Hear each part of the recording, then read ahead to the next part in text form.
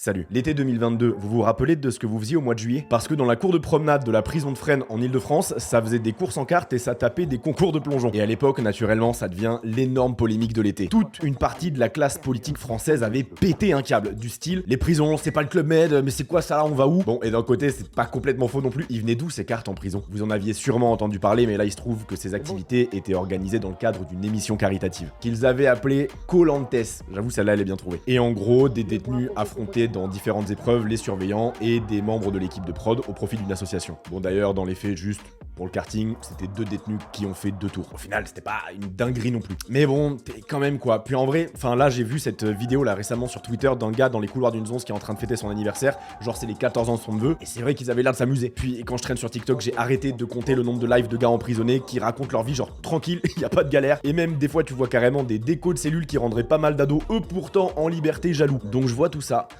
Et je sais pas, à chaque fois je trouve ça chelou parce qu'en même temps j'ai déjà entendu parler dans les médias de conditions carcérales qui seraient dégueulasses dans notre pays. Genre regarde, en 2020 c'était carrément la Cour européenne des droits de l'homme qui mettait une tarte à la France parce qu'on garderait nos détenus dans des conditions inhumaines et dégradantes. Du coup je comprends plus la... Et puis ils sont pas les seuls, hein. Plus récemment on a aussi eu le Conseil de l'Europe qui indique dans son dernier rapport que la France est vraiment explosée à l'échelle européenne quand il s'agit de sa politique de gestion carcérale. Mais... dans quel sens? On est trop laxiste ou on est trop sévère? Je comprends plus, c'est inhumain ou on fait du kart et des gâteaux? C'est chelou tout ça. Alors bah, j'ai voulu me renseigner par moi-même. Et je pensais jamais dire ça un jour, mais du coup je me suis dit que ça serait une bonne idée d'aller faire un tour derrière les barreaux. Alors je me suis débrouillé pour passer les grilles de 2 prisons françaises. Et dans cette vidéo, on va voir si c'est si chaud que ça d'aller au mitard en France. Ce que ça fait vraiment de se faire écrouer au pays des droits de l'homme.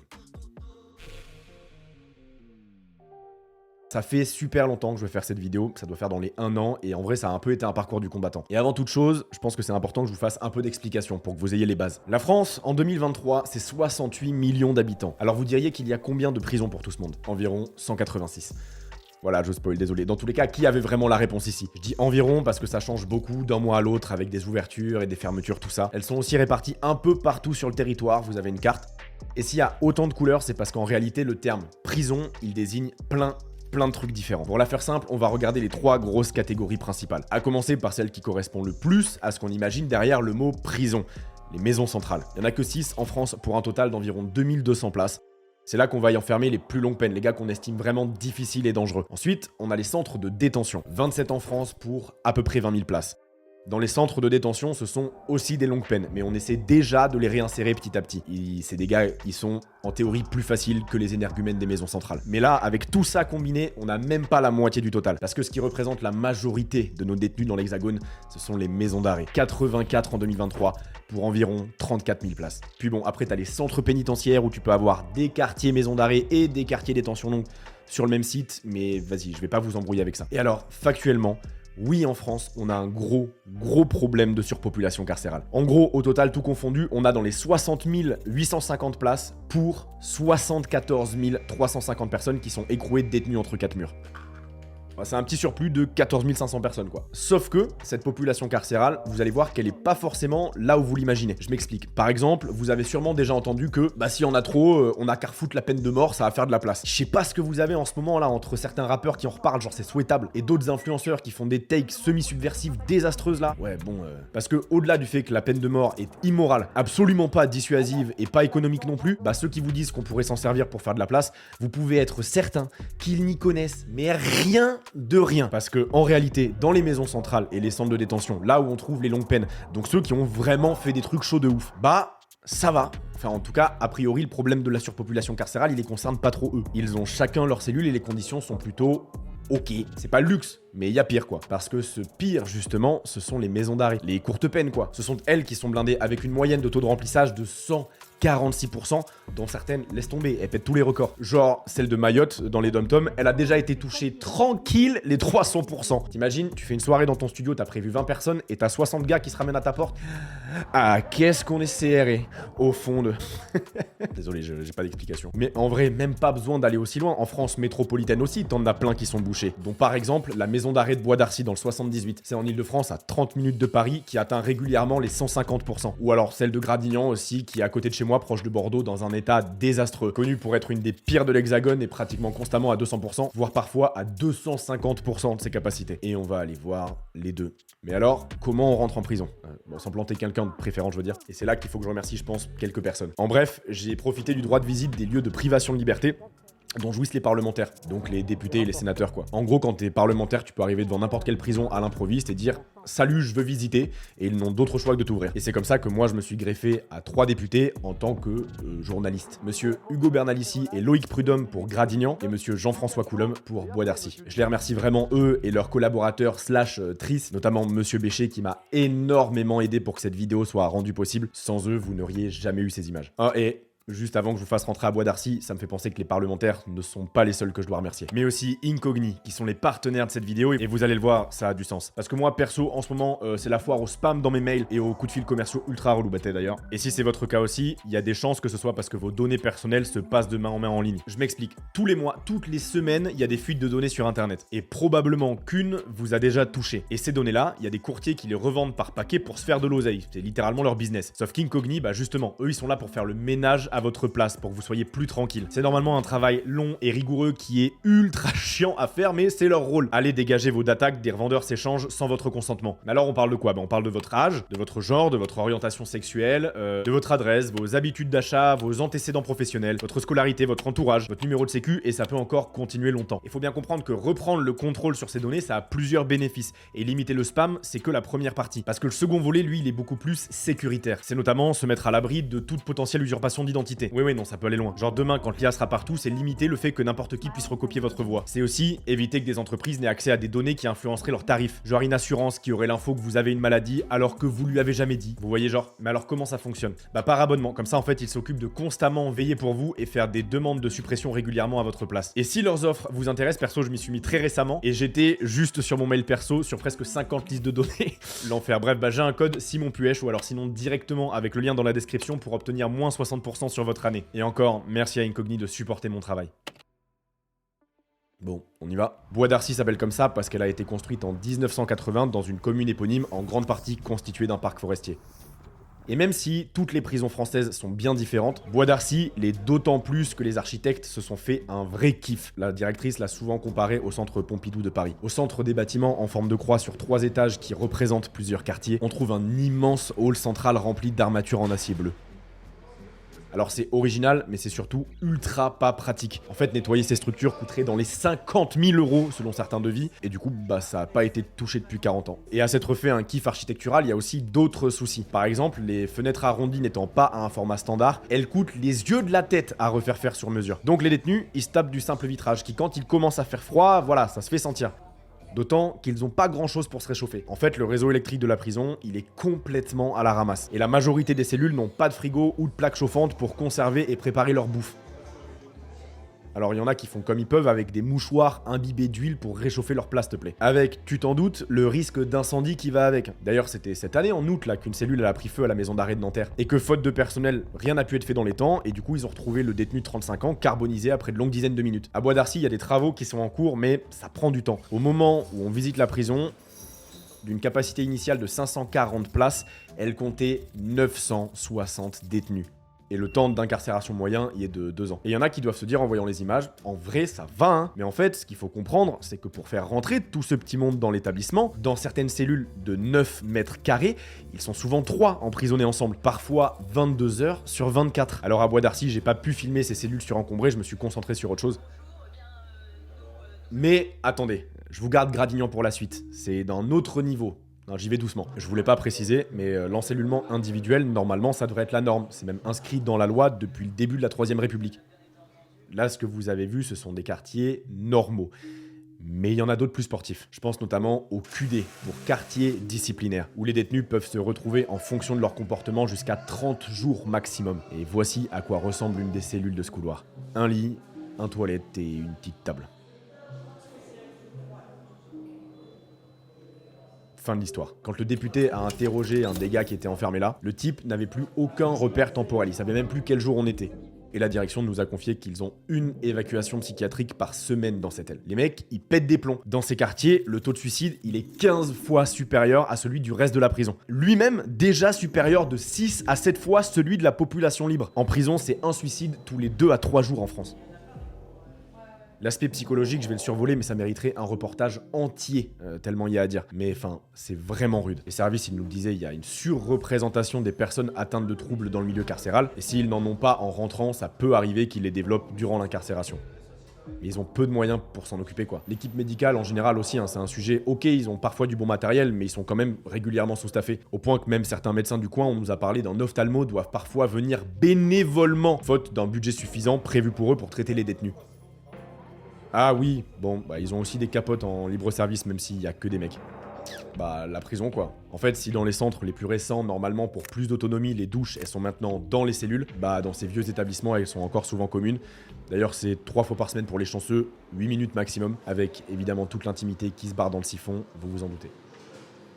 Mais alors, c'est qui ces types et pourquoi ils sont si nombreux à s'entasser là? Déjà, j'aimerais vous le rappeler, là on ne parle que des courtes peines, puisqu'on est sur les maisons d'arrêt. C'est pas du tout des serial killers ou des trucs de ouf non plus. Hein. Ensuite, il faut distinguer ces mecs en 2 catégories, les condamnés et les prévenus. Les condamnés, bah c'est des mecs qui ont été condamnés quoi, à de courtes peines, mais t'as aussi beaucoup de sursis qui ont sauté. Un sursis, pour ceux qui connaîtraient pas, c'est une peine où tu ne vas pas en prison tant qu'on te rechoppe pas à faire de la merde. Ou alors il y a aussi beaucoup de reliquats de peine. Donc c'est des gars, ils ont pris genre 4 ans, mais comme ils en ont déjà purgé 2 en attendant leur jugement, donc en tant que prévenus, bah, il leur en reste que 2 à faire et du coup on les met là. Et justement, les prévenus, c'est l'autre catégorie, ceux qui attendent leur jugement. Et ils sont ultra nombreux. On parle de 40% de la population carcérale des maisons d'arrêt. Hein.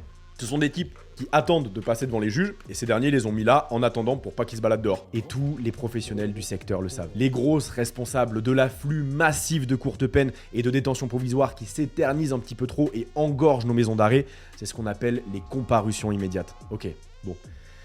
Vous savez, quand vous faites de la merde, bah on vous juge. Il y a une enquête, un dossier et tout ça, ça prend du temps. Bah en France, on a ce qu'on appelle les comparutions immédiates, ce sont des procédures rapides. L'idée, c'est que pour tous les petits larcins où l'enquête est assez sommaire, genre vol, petite violence, infraction routière, petit trafic de stupes, bah on va te faire passer en express devant un juge. Mais quand je dis express, c'est 15-30 minutes et on te fout une sentence. C'est une solution qui avait été trouvée par la justice pour gérer de gros flux rapidement. Mais souvent, et c'est ce que critiquent les avocats, ça se transforme en procédure bâclée ou on incarcère parce qu'on n'a pas le temps d'aller s'emmerder avec les détails à l'audience. Ou alors, aussi des fois, alors que la procédure est censée aller vite, au final, on réalise qu'il manque des éléments au dossier et des détentions provisoires en attendant le jugement en comparution immédiate sont allongées de fou. Ça peut être des années hein, en attendant de se faire juger, 30 minutes, un jour ou l'autre. Ce sont elles vraiment les principales pourvoyeuses de détention. En comparution immédiate, on a 8 fois plus de chances de bouffer de la prison qu'en audience ordinaire. Et pourtant, ces procédures rapides prennent de plus en plus de place. Je crois que c'est 55% de plus en 15 ans. Et il y en a sûrement qui vont se dire, bah c'est aussi qu'on assiste peut-être à une explosion de la délinquance et du coup les emprisonnements y suivent. Bah c'est pas vrai. Aussi contre-intuitif cela soit-il, il y a de vraies études sur le sujet et c'est même corroboré par l'ancien contrôleur général des lieux de privation de liberté. Il faut se défaire résolument de l'idée commune selon laquelle les effectifs de personnes emprisonnées sont liés à l'état de la délinquance du pays. Ces deux statistiques ne sont pas liées. On constate plutôt que plus l'incarcération est facile, peu importe la délinquance à un instant T, plus on y a recours. Mais vous allez me dire, les magistrats, ils le savent ça que les prisons elles sont pleines. Pourquoi ils continuent alors et condamnent autant quitte à blinder les maisons d'arrêt? Bah il y a plusieurs raisons. La première c'est ce que je vous disais, c'est qu'il n'y a pas le temps de songer aux alternatives avec le peu de temps qui sont accordés lors des comparutions immédiates. D'un côté par exemple, un bracelet électronique, faut vérifier une tonne de trucs, le réseau, le logement de la personne, enfin la faisabilité, tout ça, alors qu'une peine de prison c'est rapidement réglé. Et puis, il y a aussi la pression de l'opinion publique. Je vous donne un exemple.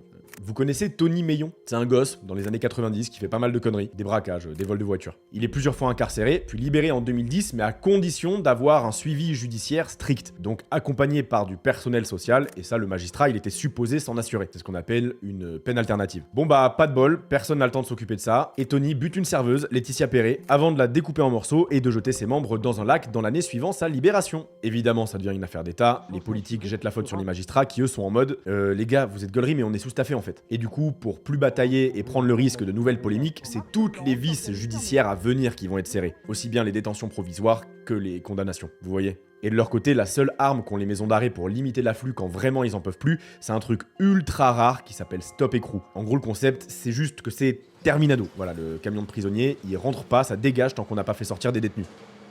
Mais j'insiste, hein, c'est vraiment qu'en cas de galère ultime ça. Et pourtant, c'est quand même ce qu'a dû utiliser la maison d'arrêt de Gradignan cette année en juin pendant quelques jours pour pouvoir respirer. Je vous avais dit que je vous y emmènerais. Ok, Gradignan, Graduche pour les intimes, c'est une vieille dame un peu chelou construite comme un HLM. Elle date de 1967 et compte un quartier homme, un quartier mineur et un quartier femme. Bon, j'avoue, je vais pas trop m'étaler dessus, les femmes en prison c'est moins de 4% de la population et c'est un tout autre sujet. Mais à noter pour ces dames que c'était quand même sacrément plus clean de leur côté que chez les hommes.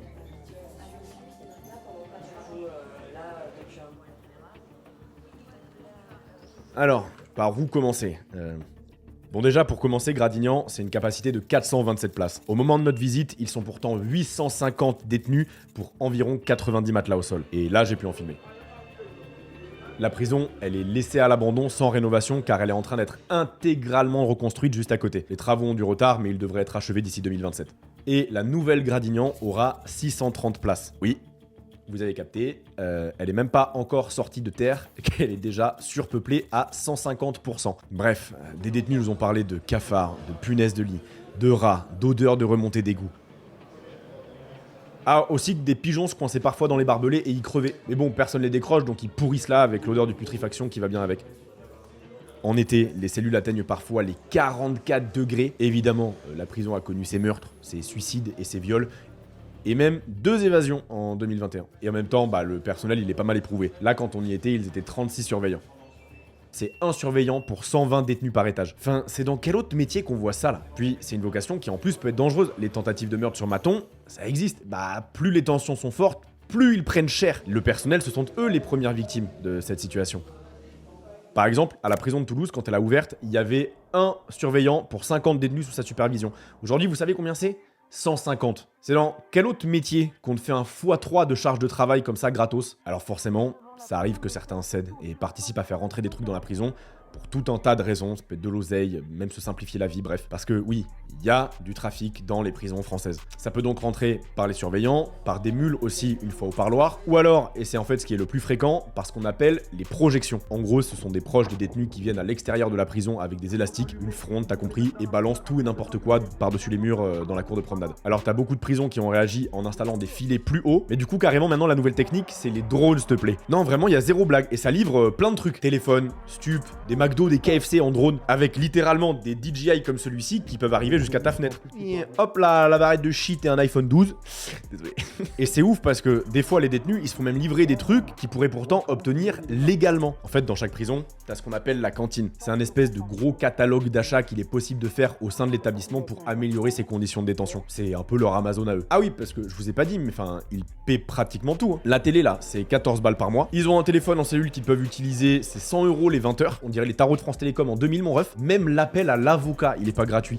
Les produits d'entretien de ta cellule ou pour ton hygiène, tu les achètes aussi. Ta bouffe, c'est pareil. Et la douille, c'est que les prix dans ce catalogue sont bien plus élevés que dans le monde extérieur. De toute façon, tu vas faire quoi? Aller chez la concurrence? Après, tranquille, ils vont pas non plus crever de faim s'ils achètent rien, mais il y a de la nourriture de base qui est fournie si vraiment t'as zéro moyen. Mais c'est rarement en quantité suffisante et puis d'une qualité, bon, disons, avec tout le respect que je dois au personnel du réfectoire, c'est pas Bocuse non plus. Et vous allez me dire, mais oui, vous me dites beaucoup de choses dans cette vidéo, je sais, mais ils peuvent faire de l'oseille pour se payer ces trucs. Bah oui, il y a 2 options, soit ils en reçoivent de l'extérieur, soit ils bossent. T'as certaines maisons d'arrêt où c'est possible, genre à Bois d'Arcy, on a visité un gros atelier, c'est assez impressionnant en vrai. Vous habitez en Ile-de-France et vous avez une éponge Spontex, je sais peut-être d'où elle vient. Voilà. Mettez-la devant l'écran et si elle est émue et elle commence à être humide, vous aurez votre réponse. Là, leur salaire, c'est 20 à 45% du SMIC. Ça peut pas être moins, ça peut pas être plus. Donc, t'es vite à sec quand même, hein, surtout que t'as des bouts qui sont prélevés pour plein de trucs, bref. Mais en fait, même au-delà de l'argent, c'est bien. C'est juste bien qu'ils fassent un truc, qu'il s'agisse d'une activité ou de bosser. Parce qu'il faut pas oublier un truc, c'est que la prison ne devrait pas être qu'un outil de punition. Parce qu'en m'attendant cette vidéo, je sais qu'il y en a plein qui vont se dire, et même en vrai, j'ai l'impression que c'est un espèce de courant de pensée qui généralise un peu, que vas-y gros, je vais pas les pleurer non plus, s'ils sont là Simon, c'est qu'ils l'ont cherché. Voire même, et on l'a vu un peu avec la polémique justement Koh-Lantès ou les goûters d'anniversaire dans les couloirs, qu'il y a une forme de satisfaction du grand public à ce que les lieux de détention soient flingués. Comme s'ils méritaient le pire. Et j'entends vraiment qu'on puisse avoir le seum contre ces gens. Mais en fait, faut comprendre que même si vous êtes zéro empathique, et en vrai je suis un peu comme vous, et que vous pensez full égoïste, vous allez voir qu'avoir des prisons aussi flinguées et nazes que celles que je vous ai montrées, c'est contre-productif pour tout le monde, vous y compris. Qu'est-ce qui nous intéresse quand on fout quelqu'un en 11? Qu'il soit enfermé un moment seulement? Non, qu'ils retiennent la leçon et ne recommencent pas. C'est ce qu'on appelle la récidive. Et en France, malheureusement, on n'est pas ultra bon de ce point de vue-là. On a, toute prison confondue, un taux de récidive après 1 an de 33% et après 3 ans de 54%. Après, il faut quand même noter que ce sont des chiffres assez stables dans le temps. Et avec la nuance que selon le SPIP, la récidive est plus costaud quand on parle de nos courtes peines, justement. Le SPIP, ce sont les agents qui sont chargés d'accompagner les détenus dans leur réinsertion, justement. C'est l'acronyme de Service pénitentiaire d'insertion et de probation. Ils sont ultra importants, vraiment. Et c'est eux-mêmes qui expliquent qu'avec les courtes peines, on a un double souci. Déjà, le turnover, il est beaucoup trop rapide pour pouvoir correctement prendre les gens en charge. Et puis, pour beaucoup, le choc carcéral va favoriser la criminalisation de l'individu sur le long terme. Le choc carcéral, c'est le fait que même si l'incarcération est très courte, genre 1 mois, c'est quand même suffisant pour te stigmatiser, te faire perdre potentiellement ton emploi, ton logement, et donc en fait te foutre encore plus dans la merde que ta situation initiale.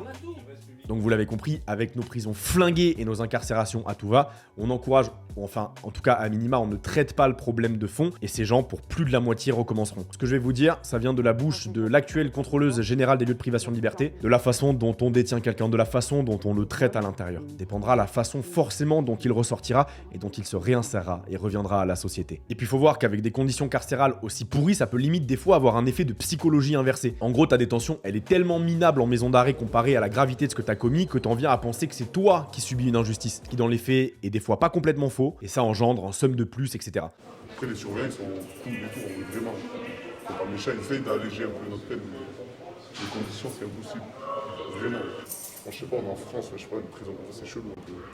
Alors c'est quoi la stratégie? La solution de notre gouvernement, pour le moment, c'est d'ouvrir plus de prisons, de créer de nouvelles places pour, selon eux, permettre de meilleures conditions de détention. Sauf qu'on le sait, que plus on construit, plus on remplit. Déjà, à la base, Bois d'Arcy, elle était là pour désengorger Fleury. Théma, aujourd'hui, c'est elle qui est blindée. Ces 30 dernières années, on a déjà doublé le nombre de places en détention, et en 2023, on bat quand même des records. Mais vas-y, on continue.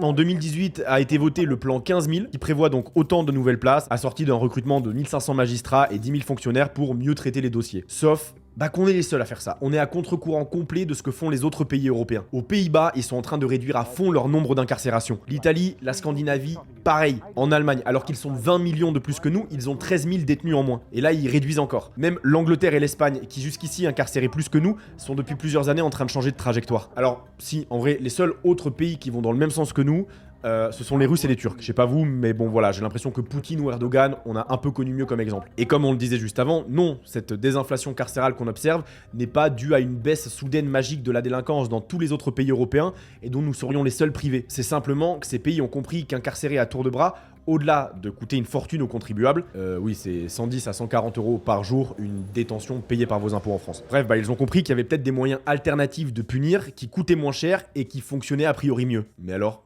c'est quoi? Bon déjà t'as un entre-deux, t'as ce qu'on appelle les QSL pour quartier semi-liberté, donc des peines où t'as juste à rentrer à la prison entre certaines heures, et le reste tu peux sortir pour bosser par exemple. Ensuite t'as le contrôle judiciaire, t'es dehors mais on va te filer plusieurs interdictions, genre ne pas approcher quelqu'un, pas le droit de conduire, tu dois pas aller sur certains lieux, des pointages réguliers en gendarmerie ou au commissariat, on peut aussi te retirer tes papiers pour que t'évites de fuir, t'imposer des rendez-vous médicaux, que t'aies rapidement à justifier d'un emploi, et tout ça évidemment ça peut être suivi par quelqu'un du SPIP. Oui parce qu'ils ont aussi une division qui accompagne les personnes en milieu ouvert. Puis après t'as la version électronique de ça. C'est le fameux bracelet, aussi bien en tant que prévenu que condamné d'ailleurs. Donc là, on va suivre tes déplacements avec un boîtier que tu portes et que tu peux pas retirer. Et évidemment, encore une fois, les conditions de la peine sont ultra modulables. T'as aussi les tiges pour travaux d'intérêt généraux. Donc là, tu dois bosser gratuitement pour une asso ou une collectivité entre 20 et 400 heures. Ça se développe vraiment doucement, mais bon, ça avance. Le plus développé chez nous, ça reste quand même le bracelet. Je crois qu'on en a 14 500 personnes qui en portent à la fin 2023 en France. Mais la vraie question, c'est est-ce que quelqu'un a prouvé que ça marchait pour limiter la récidive, ce truc-là? En vrai, oui. Enfin, il y a une étude de 2017 qui tend à montrer qu'avec un bracelet, on réduit le taux de récidive de 10 à 12% par rapport à de l'incarcération. Sauf que, il y a un sauf que, l'étude elle précise aussi que c'est à condition que la peine alternative soit réellement exécutée, avec un contrôle au domicile, une recherche d'emploi ou une obligation à travailler. Donc en fait, ça souligne surtout l'importance des conditions concrètes dans lesquelles sont effectuées les sanctions. C'est pas juste, tu fous un bracelet et amuse-toi, bon courage mon ref. Le problème, après encore une fois, c'est que c'est toujours une question d'opinion publique. Et malheureusement, aujourd'hui en France, les peines alternatives sont quelque part vues comme une espèce de preuve de faiblesse de la justice. Alors qu'en vrai, non. Mais bon, allez, quand bien même on voudrait rester sur de l'incarcération à tout prix, t'avais les états généraux de la justice qui réclamaient un système de régulation. L'idée c'était que dès qu'une maison d'arrêt atteint un certain seuil de remplissage, pour faire rentrer un nouveau détenu, il aurait fallu faire sortir un autre, évidemment celui le plus proche de sa fin de peine. Bon bah écoutez, le gouvernement a aussi dégagé cette option en janvier, voilà. Quoi qu'il en soit, la prison a deux jambes, celle de la punition et celle de la réinsertion, et il n'est pas bon qu'une entrave l'autre. Aujourd'hui, pour beaucoup de détenus, il y a un gros déséquilibre. À l'utiliser comme une vengeance de la société, on ne récoltera que ce que l'on sème. Construire de nouveaux établissements ne peut pas être la seule solution à un problème aussi sociétal que celui de l'incarcération. Une société se juge à l'état de ses prisons, disait Albert Camus. Et à l'en croire, le pays des droits de l'homme est bien loin de mériter des ovations.